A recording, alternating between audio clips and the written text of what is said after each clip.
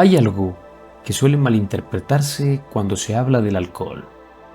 Se piensa que el problema está en la sustancia, pero desde la estructura cabalística, el foco no está en lo externo, el foco está en la vasija. En Cábala, el ser humano no se define por lo que recibe, sino por la forma en que recibe. La vasija, el cli, es el deseo, es la capacidad de contener luz sin fragmentarse. Cuando la vasija es sólida, la luz se integra. Cuando la vasija es inestable, la misma luz puede desbordarla. El alcohol, entonces, no crea el desorden, lo revela. No crea el vacío, lo expone. En el árbol de la vida, la expansión corresponde a Gesed.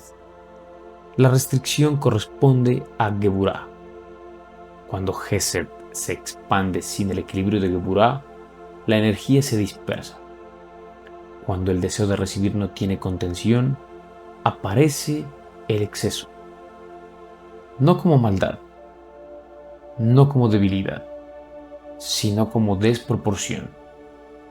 La Cábala enseña que antes de la creación hubo tzimtzum, una restricción consciente. No fue negación de la luz, fue orden. Fue la decisión de no recibir automáticamente, sino de construir primero la capacidad de sostener.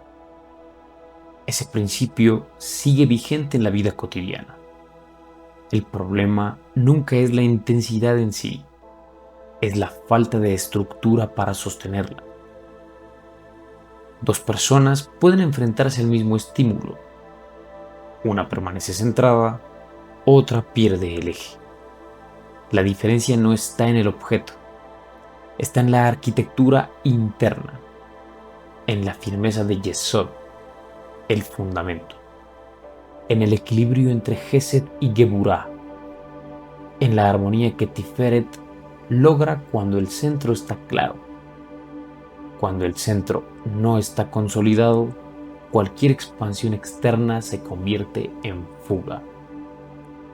No porque la persona sea débil, sino porque su vasija no ha sido fortalecida. Y fortalecer la vasija no significa reprimir el deseo, significa educarlo, significa comprender cómo funciona el cli, cómo recibe, cómo reacciona, cómo se equilibra.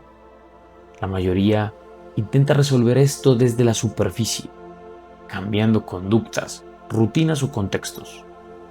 Pero si la estructura no cambia, el patrón reaparece bajo otra forma. Porque el problema nunca fue el objeto externo, fue la forma interna de recibirlo. Cuando la vasija se expande correctamente, la misma experiencia pierde poder desestabilizador. Cuando el deseo está ordenado, la expansión no arrastra. Cuando Yesod es firme, Malhut no se desorganiza. Esto no es moral, no es prohibición, es mecánica espiritual. La pregunta estructural no es ¿está bien o está mal? La pregunta es ¿existe capacidad real para sostener lo que se está recibiendo? Si la capacidad no está desarrollada, el trabajo no es eliminar el estímulo, es ampliar la vasija. Y ampliar la vasija implica conciencia, implica estudio, implica restricción voluntaria, implica madurez espiritual. En Cábala, la restricción no es carencia, es poder.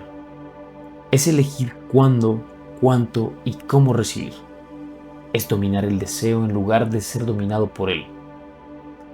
Cuando ese equilibrio se alcanza, el deseo deja de ser fuga y se convierte en instrumento, no en anestesia, no en dispersión, en expansión consciente. Ahí comienza el verdadero trabajo interior, no en la superficie, en la arquitectura invisible que sostiene cada decisión. Y cuando la estructura se ordena, lo externo deja de gobernar, la vasija se fortalece y la luz se integra. El equilibrio ya no depende del estímulo, depende de la conciencia. Porque el verdadero trabajo no está en evitar la experiencia, sino en convertirse en la vasija capaz de sostenerla. Eso es arquitectura interior. Eso es disciplina espiritual. Eso es expansión con estructura. Y quien aprende a construir su vasija ya no necesita huir de la intensidad, la integra. Gracias por acompañarme en este capítulo de Almanauta Verde Luz. Que la luz siga guiando tu camino.